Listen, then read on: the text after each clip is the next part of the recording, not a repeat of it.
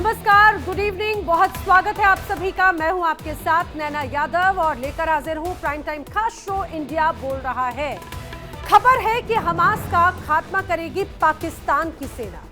जी हां, हमास पर हमला पाकिस्तान की सेना करेगी। आप बिल्कुल सही सुन रहे हैं। ट्रंप के प्यादे मुनीर ने अब मोसाद से मीटिंग की, जिसके अनुसार गाजा पट्टी में पाकिस्तान अपने 20,000 सैनिकों का दल भेजने पर विचार कर रहा है। खबरों के अनुसार पाकिस्तानी सेना प्रमुख नासिम मुनीर ने इजरायली खुफिया एजेंसी मोसाद और सीआईए के शीर्ष अधिकारियों के साथ में गुप्त बैठकें की और इस प्रस्ताव पर बाकायदा चर्चा की गई। समझिए, अगर ऐसा होता है तो ये पाकिस्तान और इजरायल के रिश्तों में ऐतिहासिक बदलाव होगा, क्योंकि पाकिस्तान ने आज तक इजरायल को आधिकारिक रूप से कोई मान्यता नहीं दी है। अगर पाकिस्तान वास्तव में गाजा में सैनिक भेज देता है तो इस कदम का ईरान, तुर्की, कतर जैसे देशों में कड़ा विरोध हो सकता है और ये तीनों ही देश लंबे समय से हमास के समर्थक रहे हैं। लेकिन पाकिस्तान का ये जो पूरा अगर ऐसा एक्शन होता है और जो पीस जो फोर्स तैयार की गई है, अगर उसका पाकिस्तान एक तरह से हिस्सा बनता है तो ये मान के चलिए कि पाकिस्तान की जो प्रो फिलिस्तीन की अभी तक इमेज बनी हुई थी, अब वो अमेरिकी पपेट के रूप में बनती नजर आती है। पाकिस्तान गाजा पट्टी में इंटरनेशनल स्टेबलाइजेशन फोर्स के तहत अपने 20,000 सैनिक भेजने की तैयारी कर रहा है और ये जो फोर्स है ये अमेरिकी राष्ट्रपति डोनाल्ड ट्रंप की पहल पर बनाई जा रही है। इस फोर्स का मुख्य उद्देश्य है हमास को खत्म करना। अब खबर यह है कि ये कदम अमेरिका और इजरायल के साथ में पाकिस्तानी आर्मी चीफ आसिम मुनीर के साथ में हुए सीक्रेट समझौते के बाद में ये कदम उठाया जा रहा है। पाकिस्तान के सेना प्रमुख फील्ड मार्शल आसिम मुनीर ने हाल ही में इजरायल की खुफिया एजेंसी यानी मोसाद और अमेरिका की सीआईए के वरिष्ठ अधिकारियों के साथ में गुप्त मुलाकात की। बताया जा रहा है कि इन्हीं बैठकों में गाजा में पाकिस्तानी सैनिकों की तैनाती पर सहमति बन गई। अब सूत्र बताते हैं कि जो पूरी योजना है ये एक ऐतिहासिक और अभूतपूर्व रणनीतिक बदलाव का हिस्सा होगी, जो पश्चिम एशिया की सुरक्षा व्यवस्था को नया आकार दे सकता है। अब सूत्रों का दावा है कि पाकिस्तानी सैनिकों का जो असली मिशन है वो हमास के बचे हुए तत्वों को निष्क्रिय करना है और गाजा में स्थिरता बहाल करना होगा। आधिकारिक तौर पर इसे मानवीय पुनर्निर्माण मिशन बताया जाएगा, लेकिन असल मकसद इजरायल और फिलिस्तीनी सशस्त्र गुटों के बीच में एक तरह से बफर जोन को तैयार करना बताया जा रहा है। अब ये सैनिक एक अंतर्राष्ट्रीय शांति बल का हिस्सा होंगे, जो अमेरिका की पहल पर ही एक तरह से तैयार किया जा रहा है। अमेरिकी राष्ट्रपति डोनाल्ड ट्रंप की 20 बिंदु योजना जो थी, उसके तहत इस बल का लक्ष्य गाजा में सुरक्षा संभालना होगा और धीरे धीरे इलाका फिलिस्तीनी अथॉरिटी को सौंपना होगा। लेकिन असल में इसका मकसद होगा हमास का पूरी तरह से खात्मा। अब रिपोर्ट्स के अनुसार इस तैनाती के बदले अमेरिका और इजरायल पाकिस्तान को आर्थिक राहत पैकेज देने पर सहमत हुए हैं।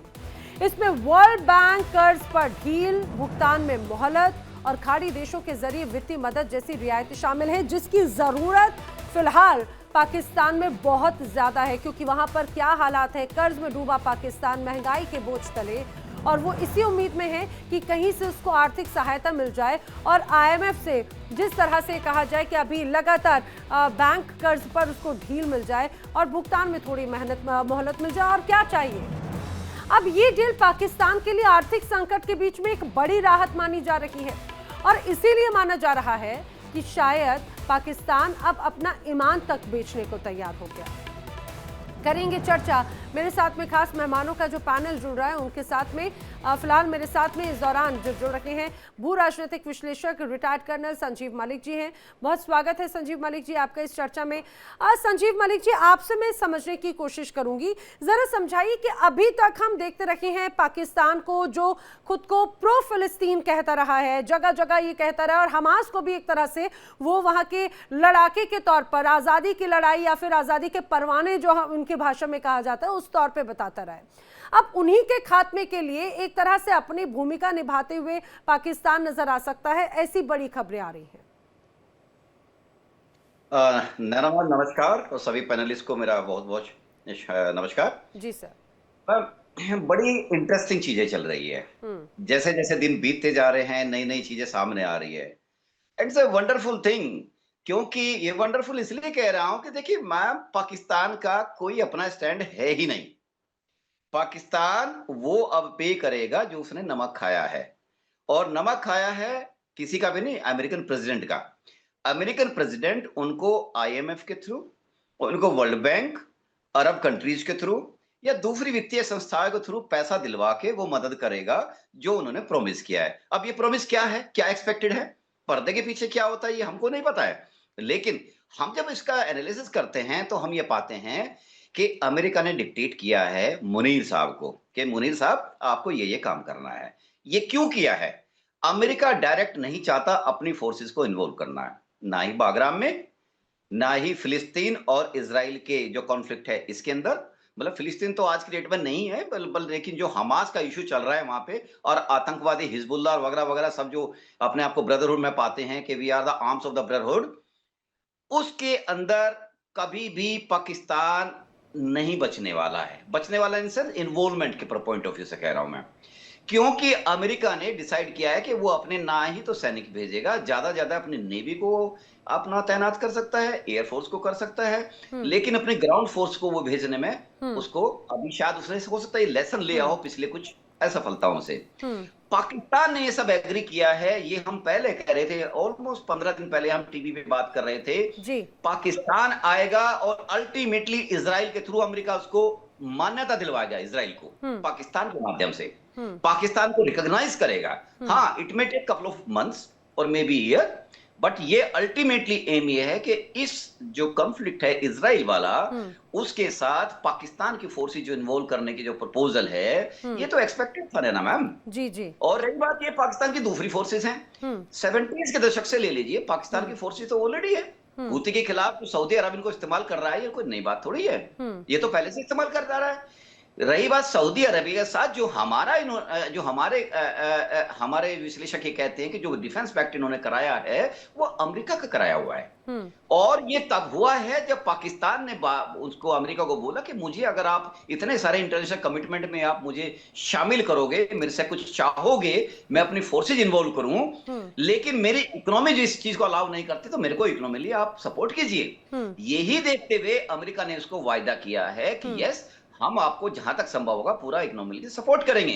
ये बात अलग है कि पिछले दिनों वहां पर एक इकोनॉमिक फ्रॉड भी सामने आ गया, वहां पे कुछ ट्रांसपेरेंटी फंड्स की नहीं है, और ये हो नहीं सकता कि जो फंड्स मिलेंगे उसका एक मेजर चंक वो इंडिया के खिलाफ इस्तेमाल ना करे, ये संभव नहीं है। यही तो, क्योंकि उसकी नियत जो है उसमें यही बात स्पष्ट भी हो जाती है। मैं दोबारा आपकी तरफ आती हूँ, लेकिन फिलहाल मेरे साथ में अब रक्षा विशेषज्ञ retired vice marshal OP Tiwari ji भी जुड़ चुके हैं। सर, आपका भी बहुत बहुत स्वागत है। और इसके साथ ही मेरे साथ में जुड़ रखे हैं doctor Shubhada Chaudhary, foreign expert हैं, और पाकिस्तान से पत्रकार एजाज अहमद भी जुड़ चुके हैं। मैं चाहूंगी मैं पहले एजाज अहमद का रुख कर लेती हूँ। एजाज अहमद जी, आपका भी बहुत स्वागत है इस पूरी चर्चा में। शुभदा जी, आपका भी बहुत स्वागत है।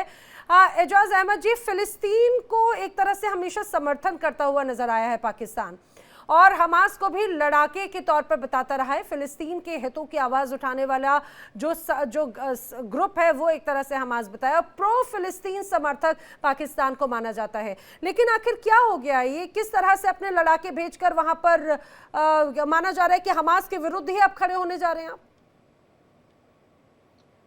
देखिए, जब ये मुझे कॉल आई प्रोग्राम की, तो आई वाज श्योर कि कोई ना कोई एक ऐसी स्टोरी होगी जो बेसलेस होगी। सीरियसली वजह यह है कि प्रॉब्लम हम लोगों का यह है कि हम खुद सिर्फ एक बात सुनते हैं कहीं और से, और फिर उस पर यकीन करके उस पर तबसरे और तजिए शुरू कर देते हैं। ग्राउंड रियलिटीज को हम नहीं देखते। ठीक है ना। पाकिस्तान, अभी आपने भी कहा, Pakistan is a strong advocate of Palestine, इसमें कोई शक नहीं है। ठीक है जी। और फ्रॉम चाइल्डहुड में मतलब यासिर अरफात मेरे हीरो थे, इसमें भी कोई शक नहीं। अब इशू यह है कि इस वक्त दुनिया क्या चाहती है, और पाकिस्तान इसमें जो मर्जी चाहे, लेकिन अगर फलस्तीनी जो चाह रहे होंगे या इस्लामिक वर्ल्ड जो कुछ भी चाह रही होगी, पाकिस्तान उससे बाहर नहीं निकल सकता ना। ठीक है। पाकिस्तान इस्लामी उम्मा जो है वो OIC उसका एक एक्टिव मेंबर है, और सऊदी अरेबिया के साथ उसका अभी जो एग्रीमेंट हुआ है उसमें भी दोनों मालिक एक दूसरे के क्लोज हैं, और पाकिस्तान एक हमेशा एक्टिव मेंबर होने के साथ साथ एक इंपॉर्टेंट मेंबर रहा है। ठीक है जी।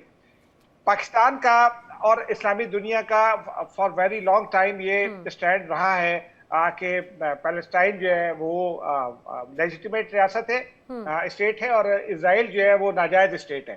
ठीक है जी। पर्सनली मैं इसी चीज को बिलीव करता हूं कि पिछले 60 साल में इजराइल ने ये प्रूव किया कि वो नाजायज रियासत है और वो जिनोसाइड तक उतर आया। ठीक है जी।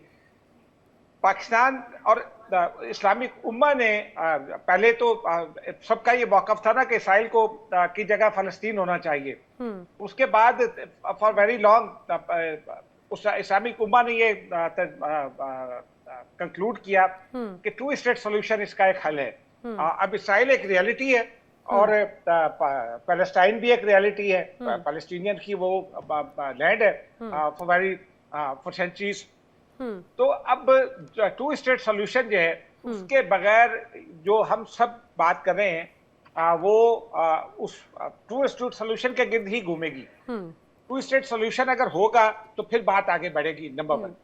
नंबर 2, ये जो है ना पाकिस्तान की सेना भेजने की और पाकिस्तान के लड़ाके भेजने की, मैं वैसे personally I am not representing state. Personally I believe कि हमास जो है वो जो अभी 7 अक्टूबर से 2 साल पहले से जो प्रॉब्लम शुरू हुआ, Hamas is a major part of that problem. Hamas अगर एक एक्टिविटी ना करती तो पैलेस्टीनियन जेनोसाइड ना होता, ये I believe personally. I am not representing state, again I am saying कि I am not representing state, मेरा पर्सनल बिलीव ये है। लेकिन अब आप देखिए ना कि एक एग्रीमेंट हुआ है, एक 20 पॉइंट पहले अनाउंसमेंट डिक्लेरेशन आया, उस पर एक एग्रीमेंट हुआ है जो इजिप्ट में साइन हुआ। अब उसमें हमास उसका पार्ट है, हमास ने उसको एक्सेप्ट कर लिया।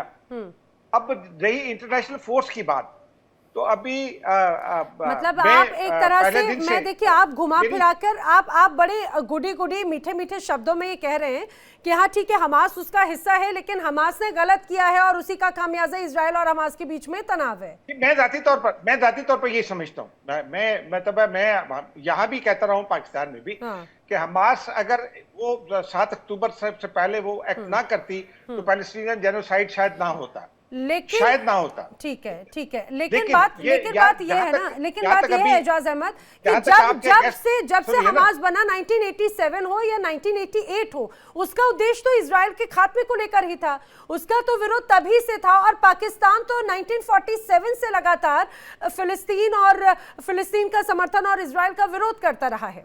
अगर मैं गलत नहीं हूँ तो मैं ओपी तिवारी जी से भी समझूंगी। फ्रॉम 1948। अच्छा, from 1940 Mohammad Ali Jinnah Quaid-e-Azam Mohammad Ali Jinnah was the first leader जिन्होंने 1948 में स्टेटमेंट इशू किया था पैलेस्टीनियन और दैट, और वही पाकिस्तान की आज भी पॉलिसी है, वही पाकिस्तान की आज भी पॉलिसी है। नहीं तो फिर अगर ये आईएसएफ बन रहा है, खासतौर से अंतर्राष्ट्रीय ये एक पूरी जो फोर्स तैयार की जा रही है सो कॉल पीस प्लान के तहत, उसमें बाकायदा ये निश्चित किया गया है कि उस प्लान का पाकिस्तान भी हिस्सा होगा।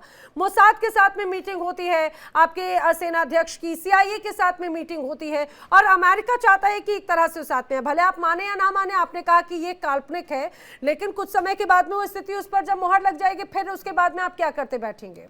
मैं ओपी तिवारी जी का रुख करना चाह रही हूँ, मैं दोबारा मैं बस अपनी छोटी सी बात कर दूं। बोलिए जी। आई बिलीव कि पाकिस्तानी फोर्स को वहां होना चाहिए। ठीक है जी, होगी या नहीं ये अभी बिल्कुल it is yet to be decided. आप दबे जुबान में उस बात को आप उस दबे जुबान में आप उस बात पे मोहर लगा रहे हैं ना। अभी वो जो आप कह रही थी कि वो किसी मुसाद से मिले, दैट इज इनकरेक्ट। मैंने चेक किया, ये फैब्रिकेटेड स्टोरी है बिल्कुल, और बिल्कुल कोई क्रेडिबल स्टोरी नहीं है। पता नहीं आप लोग ऐसे, लेकिन आप कह रहे हैं कि होना चाहिए ना, वहां पर होंगे, आप कह रहे हैं कि वहां होनी चाहिए, आप वहां पर कह रहे हैं। सुनिए आप कह रहे हैं, एक सेकंड मेरी एक बात सुनिए, अभी हम चर्चा करते ये आप लोग जो ये आप लोग जो बात कर रहे हैं ना, मेरे लिए ये ऐसे ही है जैसे मैं कह दूं कि तिवारी जी या मोदी जी कल जाके एटम बम मार देंगे। आप कह रहे होना चाहिए। ओपी तिवारी जी, अगर मैं इसी बात पे जाती हूँ, एजाज अहमद कह रहे हैं भाई पहली बात तो मानेंगे नहीं, वो कभी किसी चीज को पाकिस्तान की तरफ से एक्सेप्ट नहीं किया जाता कि उनके घर में हाफिज सईद हैं या उसामा बिन लादेन हैं या पाकिस्तान के किस तरह के ऑपरेशंस हैं, किस तरह से पाकिस्तान आतंकियों को सपोर्ट करता है, XYZ जो भी। लेकिन सबसे महत्वपूर्ण बात, मैं एजाज जी की बात के साथ में आती हूँ, कह रहे हैं होना चाहिए। अब अगर मैं समझूं कि आखिर ये ISF का मुख्य उद्देश्य क्या रहा है। ISF का मुख्य उद्देश्य इजराइल की सबसे पहली शर्त थी कि ठीक है, वहां पर फिलिस्तीन में एक अलग पूरा सिस्टम क्रिएट हो और वहां पर फिलिस्तीन की अथॉरिटी को सौंप दिया जाए। लेकिन हमास का एक एक व्यक्ति, हमास का, ये कहा जाए हमास की आत्मा तक को खत्म करेगा इजराइल, ये उसका एक तरह से प्रण है। और अगर ISF का अगर हिस्सा बनता है, खासतौर से पाकिस्तान की तरफ से एक बड़ा बेड़ा भेजा जाता है, तो ये वही बात हो जाती है। नैना देखिए, मैं एजाज अहमद साहब की बात आगे बढ़ाने की कोशिश करूंगा। देखिए, वेडनेसडे को अभी पैलेस्टाइन में इजराइल ने काफी लोगों को मारा है, पाकिस्तान ने इसको कंडेम किया है, नो डाउट, ठीक, पाकिस्तान ने कंडेम किया। लेकिन CNN ने ये न्यूज कंफर्म की है। तो पाकिस्तान का जो कंडेम करने वाले हैं वहां की पॉलिटिकल लीडरशिप है। लेकिन CNN ने जो न्यूज कंफर्म किया है कि भाई अब के जो फील्ड मार्शल जो मुनीर अहमद है, ये मोडास और CIC से मिले हैं। ये मिले हैं और इनका पर्पज क्या है। जैसे अहमद साहब ने कहा कि इनके लोग होने चाहिए वहां पर, पर्पज क्या है ये देखना पड़ेगा। देखिए, ऐसा है कि छोटा सा एरिया था, 40 किलोमीटर बाय 10 किलोमीटर, इजराइल ने 2 साल लिए खत्म नहीं कर पाया जी, इजराइल जैसे देश। इसका मेन कारण ये है कि पॉपुलेशन वहां बहुत ज्यादा है और हमास जो है उसको ह्यूमन शील्ड बना के स्कूल में, कॉलेज में, हॉस्पिटल में रह रहे हैं। तो जहां तक ये वेस्टर्न बैक्ड जो ये पीस समझौता है, जिस तरीके से कि पाकिस्तान की 20,000 फौज वहां जा रही है, पर्पज इनका यही है कि अंदर घुस के मिल जाए और हमास को डिस्ट्रॉय किया जाए। ये एक पाकिस्तान का, जैसे मलिक साहब बता रहे थे, पाकिस्तान ये अमेरिका का बहुत तगड़ा मूव है कि क्या कहते हैं उसको, एक कहावत कहते हैं, लाठी न टूटे भैंस भी, मतलब सांप भी मर जाए। तो ये अपने लोग ना करें, लेकिन अपने उनको ही बिगड़ा जिन्होंने अभी तक मतलब कि वो इजराइल को कभी रिकॉग्नाइज नहीं किया और पैलेस्टीनियन के हमेशा सपोर्ट में रहे। लेकिन इस मोमेंट से अब देखिए, इनके ईरान, इवन कतार एंड टर्की काफी नाराज हैं। हो सकता है कि मुनीर अहमद को थोड़ी सर, वो तो ये कह रहे हैं कि ये तो पीठ में छुरा घोंपने वाली बात हो गई ना, ये तो ट्रस्ट डेफिसिट, ट्रस्ट इश्यूज हो गए। यही आ रहा हूं कि देखिए, ये जिसके लिए ये पूरा हमेशा समर्थित रहे हैं, जैसे राज साहब बता रहे थे, बहुत दिनों से 1948 ऑनवर्ड से। बट ये ऐसा स्टेप, ये तो मैं श्योर हूं कि पाकिस्तान की पॉलिटिकल लीडरशिप का नहीं हो सकता। ये उसी इडियट का है जिसने ये अपना हमारा पहलगाम कराया और नक्शे में करके जो कोशिश करा है हिंदुस्तान पाकिस्तान की लड़ाई करने के लिए। ये पाकिस्तान, मैं इंतजार कर रहा हूं कि पाकिस्तान की पॉलिटिकल लीडरशिप को, पाकिस्तान की आवाम को कब समझ में आएगा। मुनीर अहमद तो खाली अपना जाके वीसा ले चुके हैं फैमिली का, कि कब तक पाकिस्तान को बेचते रहेंगे। इनको तो सामने आना चाहिए, आर्मी में म्यूटिनी होनी चाहिए कि उसको भगाना चाहिए। तो ये जो काम कर रहे हैं, मैं पूरी सहमत हूं एजाज अहमद साहब से कि पाकिस्तान अपने आंतरिक भावना से, दिल से ये ऐसा काम कभी भी नहीं कर सकता। अब ये देखने की बात है कि मुनीर इतने पावरफुल हो गए हैं कि उनको कोई पॉलिटिकल लीडरशिप का आवाम की किसी की जनता नहीं है, जो चाहे वो डिसीजन ले ले। और इसमें तो भाई अमेरिका का तो प्लस ये है, दोनों हाथ में लड्डू है, मुंह में शक्कर है उनकी, तो परेशानी नहीं है, ये सारा काम तो ये अपना करेंगे। लेकिन देखिए, ये इतना बढ़िया मूव है फ्रॉम मोसाद साइड से, फ्रॉम CIA साइड से, कि उस पॉपुलेशन के अंदर इंटरमिक्स होके, जिसको इजराइल अभी तक नहीं कर पाया है, डिफाइन करके तभी जाके, आइडेंटिफाई करके तभी जाके ये उनका सफाया हो सकता है। अगर होपफुली मुनीर इतने पावरफुल हैं कि पाकिस्तान को can take for a right and वो अंदर इन 20,000 भेज के, तब इसमें एक वहां शांति हो सकती है। शांति तभी होगी जब पूरा हमास का सफाया हो जाएगा। देखिए, हमास को भी इजराइल नहीं उठाया था, अहमद साहब एग्री कर रहे हैं, हमास को भी इजराइल ने उठाया था पीरियड ऑफ नेशन कमजोर करने के लिए, लेकिन उन्होंने डेवलपमेंट न करने के बजाय टनल्स बनाए। और बड़े आश्चर्य की बात अभी तक ये हो रही थी कि इतने दिनों के बाद तक भी इजराइल ये 40 kilometre bye 10 kilometre, total 400 kilometre area को क्यों नहीं कब्जा कर पा रहा। तो मैं काफी डिबेट कर रहा था, कुछ पढ़ भी रहा था, लिख रहा था कि देखा कि पॉपुलेशन उतनी ज्यादा है, डेंसिटी ऑफ पॉपुलेशन इतनी ज्यादा है कि उनमें से जो लोग हैं पूरी ह्यूमन शील्ड बना के छाक फायर करते हैं और बीच बीच फायर करके इजराइल को नुकसान बनाने की कोशिश करते हैं। तो इनको बाहर वाला देश कोई कर ही नहीं सकता। तो वही पॉपुलेशन चाहिए, जैसे वहां की 20,000 आर्मी जाके डिस्गाइज ड्रेस में, अपने ड्रेस में जाके लोगों से मिलेगी, मिक्स करके उसको सफाया करेगी। तो ये पॉजिटिव सोल्यूशन है शांति के लिए। लेकिन पाकिस्तान लेकिन सर ये तो वही बात हो गई ना कि अपने ही शब्दों से पीछे मुड़ जाना। अभी तक अपनी जो नीति रीति रखी है, खासतौर से पाकिस्तान में ही कई प्रो फिलिस्तीन रैलियां देखने को मिली हैं, यहाँ की राजनीति का एक बड़ा हिस्सा रखी है। और जैसा कि अभी यहाँ पर हमारे साथ में पाकिस्तान के जो पत्रकार हैं एजाज अहमद, उनकी तरफ से OIC का भी जिक्र किया गया, इस्लामी सहयोग संगठन का एक तरह से उसमें तो बड़ा हिस्सा रहा है, खासतौर से फिलिस्तीन को लेकर पूरी विचारधारा का। लेकिन शुभदा चौधरी, अगर ऐसा होता है, क्योंकि ये अपने आप में बड़ा हिस्टोरिक मूव होगा ऐसा लगता है, मुझे लगता है अगर मगर वाली बात तो इसीलिए खत्म हो जाती है क्योंकि यहाँ पर जरूरत वाली बात है। पाकिस्तान की जरूरत अभी इस दौरान समझी इजराइल और खासतौर से अमेरिका ने, डोनाल्ड ट्रंप ने, उन्होंने कहा कि भाई आप अपने लड़ाके भेजो, आप अपनी लड़ाकों को हमें किराए पर दो, हम आपका IMF का कर्जा जो है उसमें रियायत दिलवाएंगे, आपको आर्थिक मदद देंगे जिसकी आपको सबसे ज्यादा जरूरत है। शायद उसी नफ्स को पकड़ लिया है मोसाद और CIA ने। के लिए शुक्रिया। और एजाज जी ने जो बोला है, बहुत सारी चीजें उन्होंने बताई जिसमें कि पाकिस्तान इजराइल को रिकॉग्नाइज नहीं करता, ये बात सही है। लेकिन क्या हमेशा, मैं सिर्फ और सिर्फ गाजा की बात नहीं कर रही हूँ, मैं गाजा और वेस्ट बैंक में पूरे पैलेस्टीन की बात कर रही हूँ। जब इजराइल बना था 15 मई 1948 को, तो जिन्ना की आर्मी के द्वारा अरब स्टेट्स को मदद की गई थी इजराइल के खिलाफ लड़ने में, ये बात स्पष्ट रूप से है। लेकिन पहला झटका कब मिला पैलेस्टीनियन कॉज को? 1970 में, जब जॉर्डन में ब्लैक सितंबर होता है। 25,000 पैलेस्टीनियंस को पाकिस्तानी आर्मी के मदद के द्वारा मारा गया है जॉर्डन में। पहला झटका ये है। दूसरा, जब अफगानिस्तान में मुजाहिदीन था तो इजराइल, CIA, ISI के लिंक्स थे उनको फंड करने के लिए। इसके ऊपर डॉक्यूमेंट्री एविडेंस है। ये दूसरा झटका था। तीसरा, आपने बताया प्रो पैलेस्टीन प्रोटेस्ट चल रहे हैं। 10 अक्टूबर को प्रो पैलेस्टीन प्रोटेस्ट पाकिस्तान में हुए, उनको रोक दिया गया। क्यों?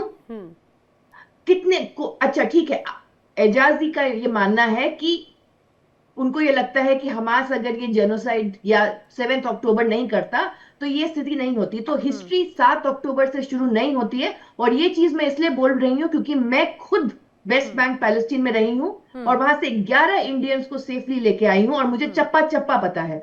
आप कोई भी पाकिस्तानी मिलिट्री या ट्रूप्स, अभी कम से कम 2 से 3 हजार पाकिस्तानी ट्रूप्स मिडिल ईस्ट में हैं, 11,000 एंटी हुथी, एंटी नसरल्ला के लिए, अंसरल्ला के लिए। वहां पे 11,000 पाकिस्तानी ट्रूप सऊदी अरेबिया में हैं, ऑलरेडी वहां पे ट्रूप्स हैं। अब बात यहां पे आती है कि आप हमास के बारे में, हमास ये अटैक करेगा, ये इजराइल को 1 साल पहले से पता था। ये न्यूयॉर्क टाइम्स की रिपोर्ट है, ये मैं नहीं कह रही हूं। दूसरा, इजराइल के खुद लोकल सिविलियन से अगर आप पूछिएगा तो जो नेतन्याहू के खिलाफ हैं और उनकी एंटी करप्शन हियरिंग अभी चल रही है, तो उनसे अगर आप बात कीजिएगा तो वो आपको ये बताएंगे कि एक बहुत बड़ा स्कैंडल इजराइल में है जिसको कतर गेट कहते हैं, कि कतर से पैसा जो आता था और वो गाजा जाता था। और ये जो टनल्स हैं, IDF के जो रिटायर्ड कमांडर्स हैं वो ये बोल रहे हैं कि 2 साल में क्यों नहीं IDF खत्म कर पाया, क्योंकि IDF एक रिजर्विस्ट आर्मी है डुअल नेशनल्स की, जो Israeli American, Israeli Canadian, Israeli European जो भी हो सकते हैं, उनके पास उतना फोर्स नहीं है। दूसरा, हमास जो है बिल्डिंग्स में जैसे गुरिल्ला वॉरफेयर करता है, वो टनल्स, और टनल्स ऐसे नहीं कि एक टनल है, टनल के अंदर टनल, टनल के अंदर टनल, टनल के अंदर टनल, वैसा है। जहां तक बात रही सीज फायर की, जो 20 पॉइंट प्लान बनाया गया है ट्रंप का, वो गाजा के हित में या वेस्ट बैंक के हित में नहीं है, क्योंकि कल ही जो सीज फायर खंडित हुआ है उसमें से 90 से ज्यादा लोग कल ही मरे हैं। तो बात सिंपल सी है कि ये क्यों किया जा रहा है। गाजा हमेशा हिस्टोरिकली एक पोर्ट था मेडिटेरेनियन सी में, वो पोर्ट के हिसाब से बहुत इंपॉर्टेंट है। 2022 में वहां नेचुरल गैस और LNG ये सब की एक्सप्लोरेशन होती है, जिससे काफी फायदा मिलेगा। जैरेड कुशनर जो ट्रंप के सन इन लॉ है, वो रियल स्टेट का पूरा बिजनेस इकट्ठा कर चुके हैं। उनको रियल स्टेट डेवलपमेंट करना, गाजा रिवियरा बनाना है, वेस्ट बैंक में भी काफी वो कर चुके हैं। जहां तक बात रही हमास की, आज का पैलेस्टीनियन जो गाजा में रहता है वो हमास को सपोर्ट नहीं करता। 4 ऐसे anti Palestinians, anti Hamas militant groups Israel ने नेतन्याहू गवर्नमेंट के द्वारा अभी शुरू किए हैं, जो खुद हमास के ऊपर काफी गोलाबारी कर रहे हैं। लेकिन अब बात आती है कि पाकिस्तान को इससे मिल क्या रहा है, पाकिस्तान ऐसा करना क्यों चाह रहा है। इसका पहला रीजन है कि उनको सऊदी अरेबिया से $5 बिलियन मिलेंगे, कतर से $3 बिलियन मिलेंगे, उनको IMF बेल आउट मिलेगा। पाकिस्तान की इन्फ्लेशन 22% है, 130 बिलियन नेशनल एक्सटर्नल डेब्ट में पाकिस्तान है। ये जो बात है उम्मा की, ट्रंप ने मलेशिया, इंडोनेशिया और पाकिस्तान को चुना है अपने फोर्सेस भेजने के लिए, ताकि वो उम्मा या इस्लाम का कवर चढ़ा के अपना इकोनॉमिक एडवांटेज ले सके। हाँ, हाँ। जहां तक बात रही CIA और मोसाद की, तो CIA और मोसाद का जो रिलेशन है वो 1950s से बना हुआ है, और पाकिस्तान इसका अफगानिस्तान का जब सोवियत यूनियन ने किया था इन्वेजन, तब से वो उसके साथ है। अब लेकिन मुझे लग रहा है कि सबसे इम्पोर्टेंट तो अभी ये हो जा रहा है, मैं चाहूंगी जरा एजाज अहमद जी का भी ऑडियो अप करें और इसके साथ ही मैं संजीव जी का भी मैं रुक करूं। लेकिन एजाज अहमद, सबसे महत्वपूर्ण बात ये कि अगर इस तरह की जो सिचुएशन है, आपको शुभदा जी ने बहुत एक एक चीज़ को बेटर वे में इस चीज़ को समझा दिया, सबसे महत्वपूर्ण बात ये हो जाती है कि बार बार अब ये लोग कह रहे हैं कि भाई हाल ही में डोनाल्ड ट्रंप की तरफ से बार बार जो आपके आर्मी चीफ हैं उनकी बड़ी तारीफ, उनको महान योद्धा बताना, दरअसल वो इसी चीज का है क्योंकि वो यूटिलाइज कर रहे हैं। और ये दरअसल ये जो पूरी कमांड आई ही वहां कहीं से है कि क्योंकि वो यूटिलाइज करना चाहते हैं। अब आपको नहीं लगता कि अगर इस तरह से स्टेबलाइजेशन फोर्स का अगर हिस्सा बन रहा है पाकिस्तान, तो इजराइल विरोधी जो आपकी एक छवि हमेशा से रही है, इजराइल की नीतियों का विरोध करने की जो एक छवि रही है, फिलिस्तीन को समर्थन करने की जो छवि है, वो पूरी तरह से ध्वस्त हो जाएगी? नैना जी, मैं क्या कहूँ, जब वो मोदी माय फ्रेंड कहते थे तो उस वक्त तो आप सब लोग बड़े खुश होते थे, बड़ी तालियां पीटते थे।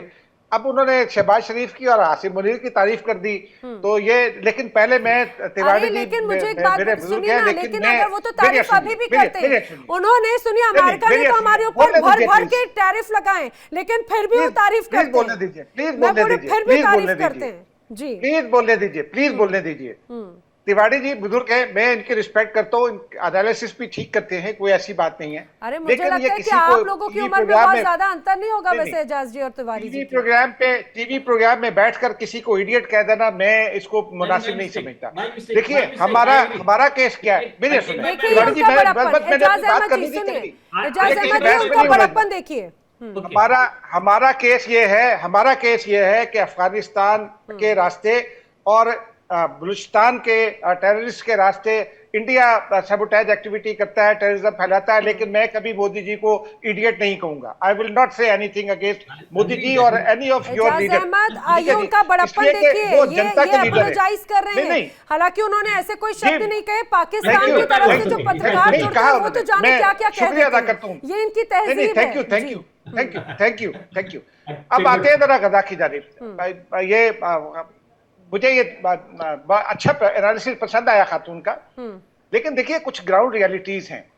25,000 लोग जो मारे गए थे वो 77 में ये हुआ था, जो जॉर्डन इजराइल जंग हुई थी। 25,000 एक तो नहीं मारे गए थे, मैंने भी हिस्ट्री पढ़ी है, ठीक है जी। उसके बाद यासिर अरफात पाकिस्तान क्यों आते थे अगर पाकिस्तान इन्वॉल्व था तो, ठीक है जी। मैं यासिर अरफात से इस्लामाबाद में मिला हूं और फॉर नंबर ऑफ टाइम्स मिला हूं। मेरे वो चाइल्डहुड हीरो थे, लेकिन जब वो पहली बार यहाँ जब पाकिस्तान की गोल्डन जुबली पर वो आए थे OIC समिट में, तो मैं, मुझे लगता है एजाज अहमद का जो वीडियो है वो चला गया, उनको दोबारा मैं कनेक्ट करती हूँ। लेकिन मैं जल्दी से संजीव मलिक जी का रुख करना चाह रही हूँ। संजीव मलिक जी, एक इस पूरी ISF के निर्माण या फिर पाकिस्तान की भूमिका के साथ में बार बार एक बार फिर से चर्चा होने लगी है पाकिस्तान की सेना के लिए। मुनीर की सेना की छवि फिर खराब हो रही है क्या? फिर से अब पाकिस्तान की सेना को, मुनीर की सेना को किराए की, भाड़े की सेना लोग कह रहे हैं। संजीव जी जी, अच्छा, अब ये किराए की सेना और फलां सेना, असल अच्छा, में इंडिया का प्रॉब्लम भी ये है कि इंडिया को उस 20 पॉइंट और फॉलो अप एग्रीमेंट में इंडिया को सारे प्लान से बाहर रखा गया है। पाकिस्तान आर्मी एक प्रोफेशनल आर्मी है। आप लोगों ने फरमाया, खातून ने फरमाया कि जी वो हुसीस के लिए 11,000 पाकिस्तानी है। हुसीस के लिए 11,000 पाकिस्तानी फौजी नहीं है वहां, एक तो 11,000 भी नहीं है, ठीक है जी। Pakistani are there for Saudi, और ये फॉर वेरी लॉन्ग है। सऊदी अरेबिया की जो सिक्योरिटी की जरूरियात है उसमें जहाँ पाकिस्तान की मदद है, क्योंकि हमारे लिए वो होली प्लेस है, ठीक है जी। और हुसीस वहां से 2,000 किलोमीटर है, नंबर 1। नंबर 2 ये है कि ये कह देना, और जी मुसाद से मिला, ये जो जिस CNN की स्टोरी को आप लोग कोट कर रहे हैं, यही CNN हमें बताता था ना कि इराक में वेपन ऑफ मास डिस्ट्रक्शन है, लीबिया में केमिकल वेपन्स है। कहाँ गई वो स्टोरी? मैं जो बात करता हूं, लेकिन इजाज तो यही अहमद, करता हूं मीटिंग हो रही है, ISB ISF का हिस्सा बनता हुआ नजर आ रहा है, 20,000 लड़ाके भेजने की बात है। अरे चलिए 20 नहीं 19 भेज देंगे, 15 भेज देंगे, अरे 10 भेज देंगे। अरे मैं बोल रही हूँ, अगर आपका एक भी लड़ाका या अगर आपके आसिफ मुनीर भी अगर वहां पर खड़े होते हैं, अगर आसिफ मुनीर भी अगर खड़े होते हैं, तो ये रीति की तो बात अलग हो गई। Only Indonesia has committed 20,000। Pakistan ने अभी कोई डिसीजन ऐसा नहीं लिया। पाकिस्तान को होना चाहिए। मैं चूंकि डिफेंस कवर करता हूं, मैंने पिछले एक हफ्ते में कुछ 3 से 4 दफा ये पूछा, I send a question government को पूछा, क्योंकि ये डिसाइड गवर्नमेंट ने करना है, ये पाकिस्तान आर्मी ने डिसाइड नहीं करना, it will decided by Pakistani cabinet कि कितनी फौज भेजनी और कब भेजनी है। यहाँ से पकड़ेंगे या घुमा के पकड़ेंगे, बात तो वही हो गई ना, जिनके हाथ में कमान है वही चीज होगी। मैंने पूछा, और मेरी सुने ना, जल्दी मैं चूंकि 40 साल से इस्लामाबाद शहर में यही काम करता हूँ, दोस्तियां लोगों से, और हमें लोग बता देते हैं, ट्रस्ट पे बताते हैं। अभी ऐसा कोई डिसीजन नहीं हुआ, जब इसकी जरूरत आएगी तो फिर इसके बारे में डिसीजन होगा। लेकिन ये जो कह देते हैं ना कि जनाब वो मुसाद से मिल लिए, ये मिल लिए, प्लीज इससे गुरेज किया करें, इसलिए कि हम 2 पड़ोसी हैं। ठीक है, हम अगर एक दूसरे पर ये रिश्ते नहीं बरसाते रहेंगे, वहीं से आपके लोग, आपके यहाँ जो कहते हैं कि 70 करोड़ लोग हैं जिनको वॉशरूम की सहूलत हासिल नहीं है, ये जारी रहेगा। इसी बात को संजीव मलिक जी की तरफ से कुछ समय पहले कहा गया था और उसी खबर पर मुहर लग भी रही है। आपने फिर भी माना है ना कि होने चाहिए, पाकिस्तान की फोर्स को होना चाहिए फिलिस्तीन की इस इंटरनेशनल स्टेबलाइजेशन फोर्स में। लेकिन संजीव मलिक जी, इसी छवि के साथ में मैं वही बात कह रही हूँ, अब तो एक और चर्चा शुरू हो गई है फिर से पाकिस्तान की सेना की किराए पर सेना होने की। नैना मैम, जो एजाज साहब कह रहे हैं, चलो उनके विचारों को मैं ग्रांट करता हूं, ठीक है, उनकी स्टडी उनके साथ, उनका एनालिसिस उनके साथ, भगवान करे पाकिस्तान को अच्छी तरक्की दे और पाकिस्तान फले फूले। मैं आता हूं आज की सिचुएशन पे। आज की सिचुएशन देखिए, आप अगस्त का महीना याद कीजिए मैम, जब मुनीर साहब को पाकिस्तान के प्राइम मिनिस्टर की कोर्ट पे बुलाया गया था, वहां पर ऐसा नहीं थे कुछ गिव कुछ टेक। उनको क्या दिया गया है? उनको ये प्रॉमिस किया गया है कि हम आपको फाइनेंशियल एड हर जगह से दिलाएंगे। IMF का इमीडिएटली सैंक्शन होना, 7.2 बिलियन का डॉलर IMF से सैंक्शन होना कोई मजाक बात नहीं है। IMF को मैम 20% फंडिंग पूरा अमेरिका देता है, बिल्कुल उसको सपोर्ट देता है, तो उसका पूरा सेल्स के अंदर है। दूसरी बात, अब आइए, यस, पाकिस्तानी आर्मी एक प्रोफेशनल आर्मी हुआ करती थी जब तक कि 71 से पहले तक।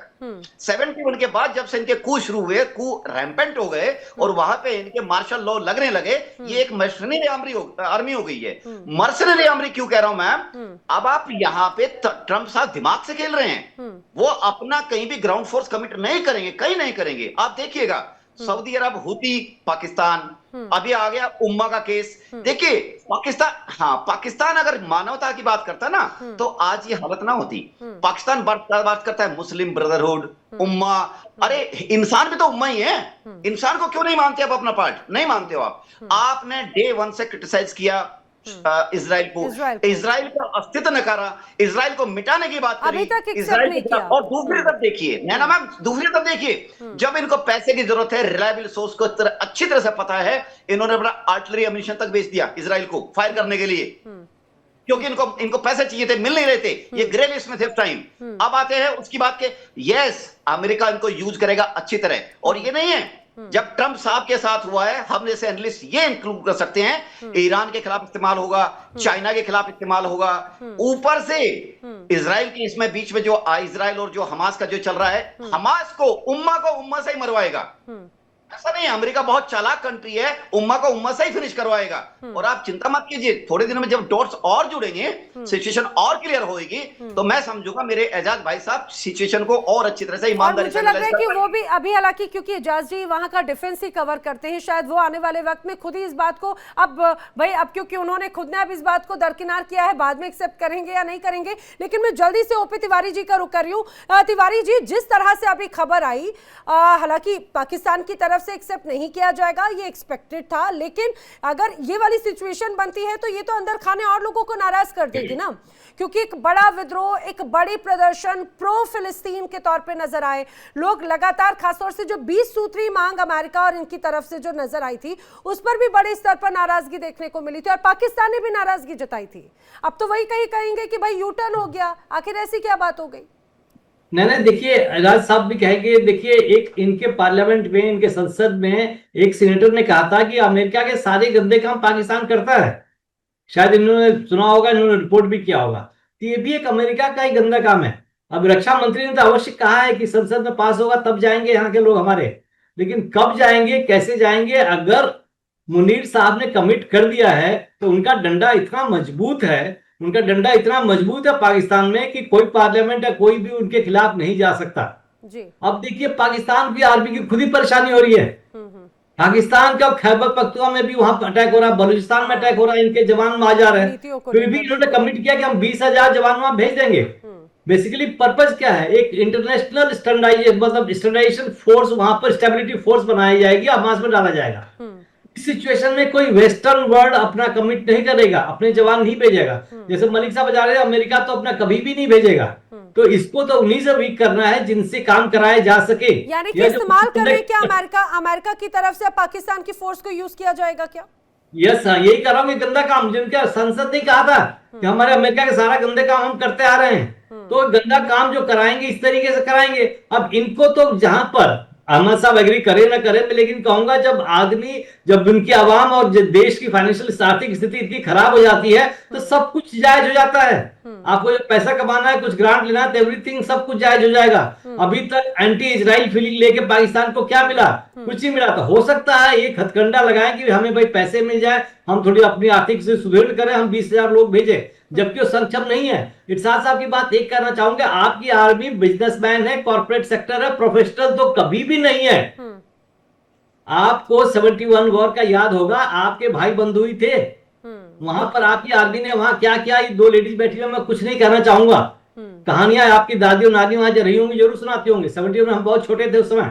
तो ये प्रोफेशनलिज्म नहीं था। वो अपने भाइयों के घर में जाके क्या करना है, प्रोफेशनलिज्म नहीं था। 71 की बात है। और उसके बाद से कई आप लोगों ने एडवेंचर किया, कारगिल में भी किया, अभी भी किया, हर जगह हाथ खाते जा रहे हैं। बट आपकी कॉर्पोरेट में तो बहुत सफल है। वो खेती कर रहे हैं, बहुत सफल है, सारी बिजनेस कर रहे हैं, रियल एस्टेट बना के पैसे बनाए जा रहे हैं। बाजवा साहब बाहर चले गए, परवेज साहब बाहर चले गए, और इनकी फैमिली का भी वीसा मिल गया। तो आप उन लोगों को कंट्रोल कीजिए। मैं गलत शब्द नहीं बोलूंगा, लेकिन आपके देश के लिए तो वही है जो मैंने पहले वर्ड आपने खाता बंद किया था। आपके देश के लिए एक मिलिट्री लीडर देश की कभी भी नहीं सोच सकता। उसकी ट्रेनिंग सिक्योरिटी देने के लिए है। जब पॉलिटिकल लीडरशिप आपने कंट्रोल में तो ऐसे बिहेव करेगा। ठीक है ना मैडम? ठीक है एजाज अहमद जी, मेरे पास में अभी एक किसी ने कमेंट किया कि ऐसा लग रहा है कि अब प्रो फिलिस्तीन होते होते अमेरिकी एजेंट बन गई है पाकिस्तान की सेना। देखिए, मैं मतलब ये लोग कहते रहते हैं, लोगों का अपना ओपिनियन होता है। मैं अब किसी के ओपिनियन पर क्या बात करूं, लेकिन देखिए जो बुनियादी बात है ना, ये अभी तिवारी जी ने 70 का हो गया है पूरा। मेरी सुन लीजिए ना, तिवारी जी ने 71 की बात की, वो कहाँ पढ़ा लिए हुए हैं? आपके यहाँ पढ़ा लिए हुए है ना। मोदी जी ने खुद ढाका यूनिवर्सिटी में खड़े होकर 71 में क्या किया था वो कबूल किया था। इससे आगे बढ़िए प्लीज, इससे आगे बढ़िए। दूसरी बात ये जो बार बार कहा जा रहा है ना कि जी वो किराए की फौज है और फला है और फला है। देखिए, पैलेस्टीनियंस को सिक्योरिटी की जरूरत है, और पैलेस्टीनियन को सिक्योरिटी और वहां फोर्स कौन सी होगी? इस्लामिक फोर्स होगी, यूरोपियन फोर्स होगी, या इंडियन फौज होगी? ये पूछना चाहिए पैलेस्टीनियन से। लेकिन एक बात मेरी सुने ना, जो एक बात दिखाई देती है, अभी इजिप्ट में जब वायदा था, अभी इजिप्ट में जब वायदा साइन करने के लिए गए तो महमूद अब्बास स्पेशली शुक्रिया अदा करने के लिए आए शहबाज शरीफ के पास। किस बात का शुक्रिया अदा करने के लिए आए? इसलिए कि पैलेस्टीनियन ट्रस्ट ऑन पाकिस्तान। मेरे दोस्त हैं, बचपन से मेरे दोस्त हैं, हमारे यहाँ बहुत पैलेस्टीनियन रहे, एजुकेशन के लिए आते थे, डॉक्टर थे, इंजीनियर थे। अगर धन्यवाद करने आ रहे हैं तब तो ये और फेथ है उनका पाकिस्तान पर, पाकिस्तान आर्मी पर वो प्राउड फील करते हैं। पाकिस्तान आर्मी को पैलेस्टीनियन चाहते हैं कि पाकिस्तान आर्मी वहां मौजूद हो।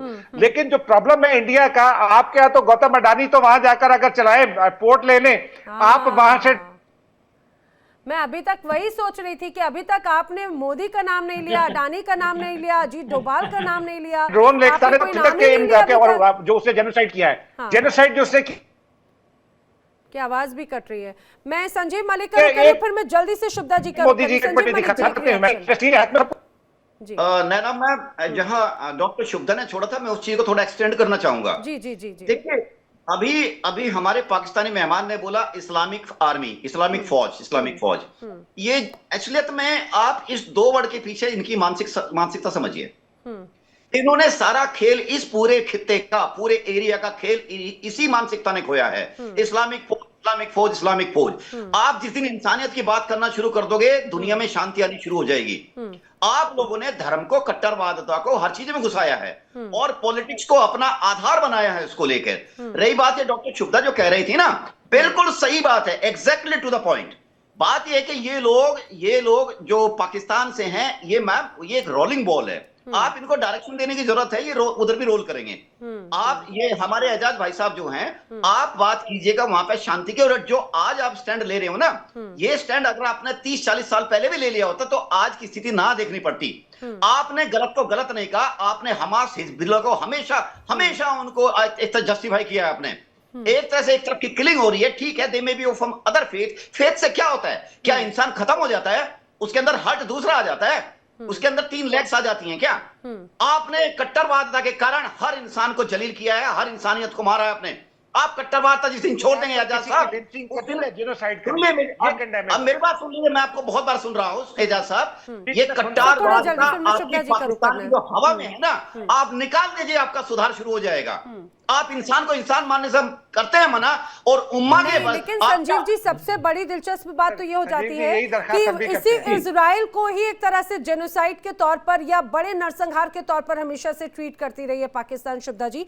लेकिन क्या लग रहा है अब अगर जिस रूप में जी मैम, पत्थरबाजी फिलिस्तीन से शुरू कराई इन लोगों ने। यस, सुसाइड बॉम्ब इन्होंने शुरू कराए वहां से करके। सारे मॉडल इन्होंने वहां अपनाए, और तो क्या करें? और जितने मॉडल दुनिया में जितने आतंकवादी ने अपनाए हैं ना, फिलिस्तीनियों का अगर ये इतने आजादी वो की भी तारीख इंसान के लिए है, बहुत कुछ करना पड़ता है। भी इंसान है, इजराइल भी इंसान है।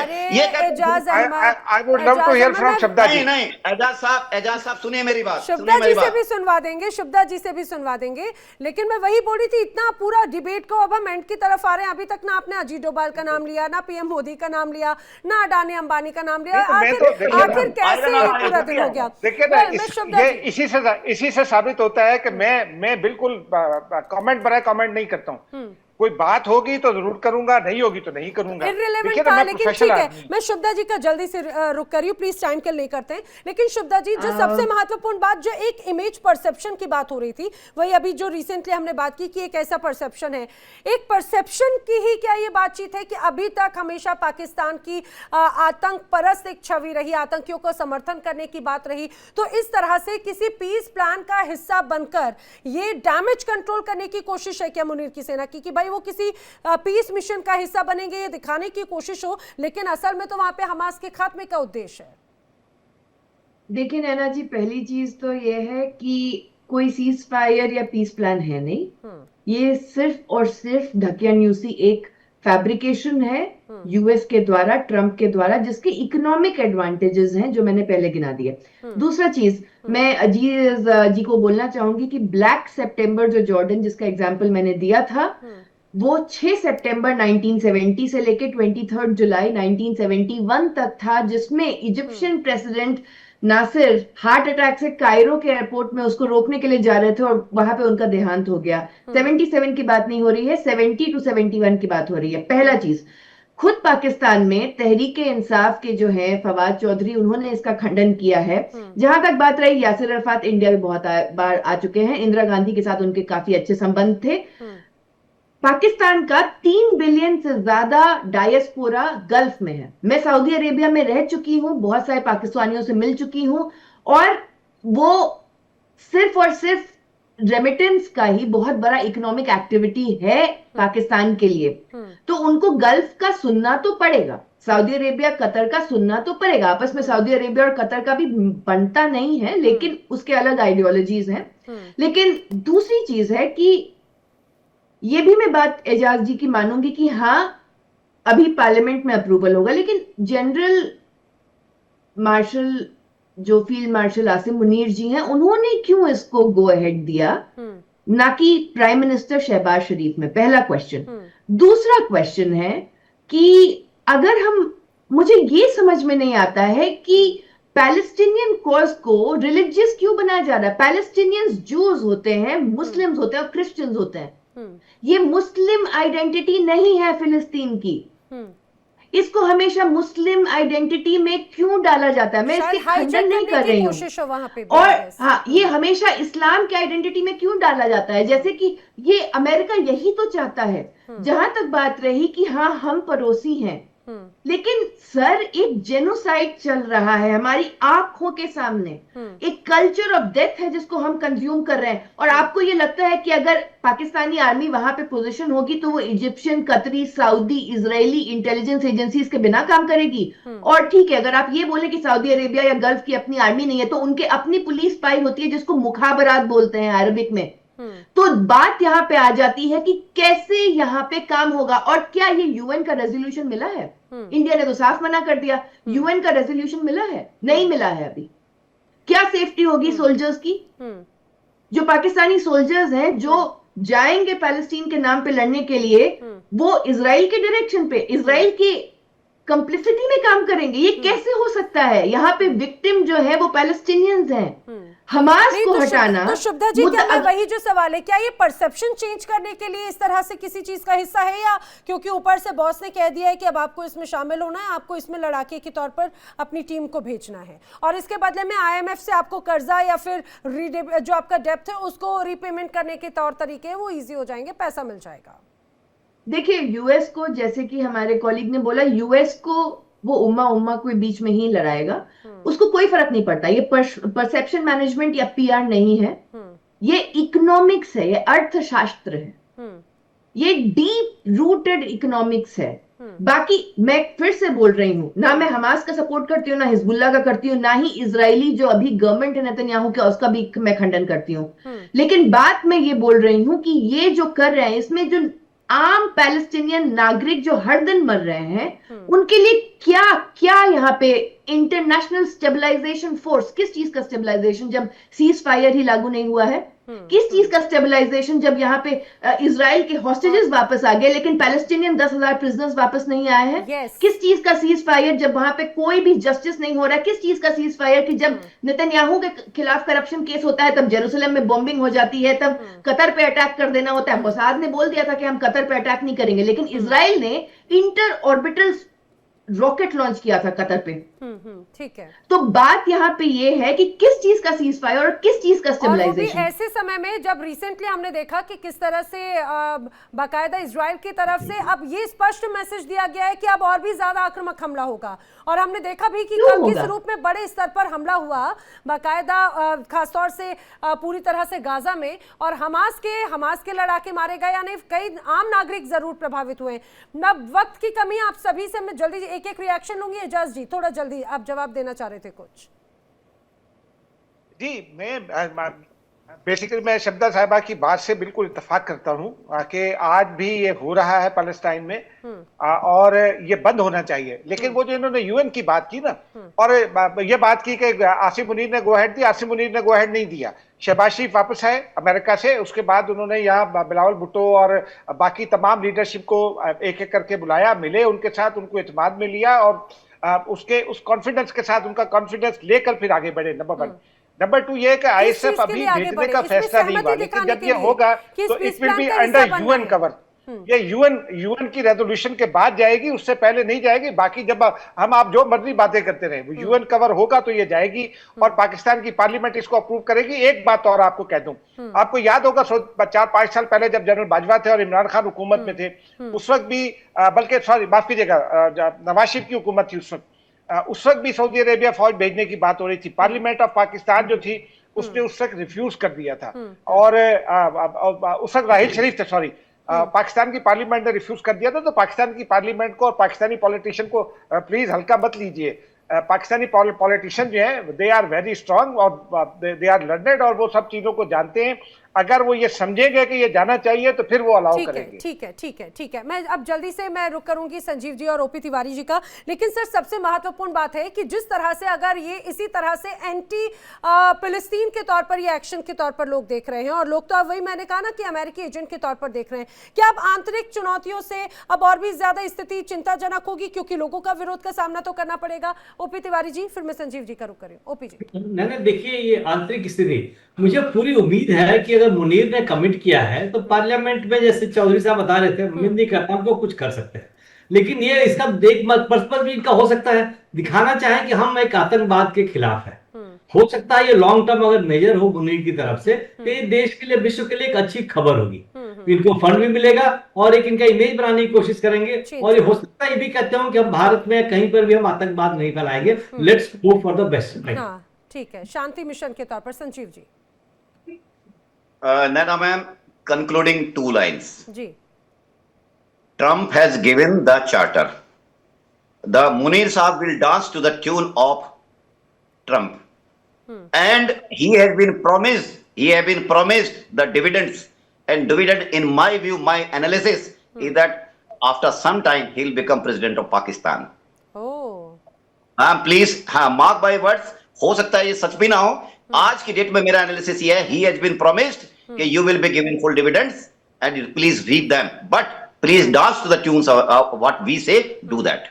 और सर ये इसीलिए इस बात के का बल है क्योंकि एक तरह से पाकिस्तान की हिस्ट्री रही है, इस तरह से एक बड़ी हिस्ट्री रही है। वेल, आपने एक बड़ी बात कही, आने वाले वक्त में देखने वाली बात है जी। वहां पे सत्ता का लालच है, एम्बिशन है, and he has been promised and he will be promised more.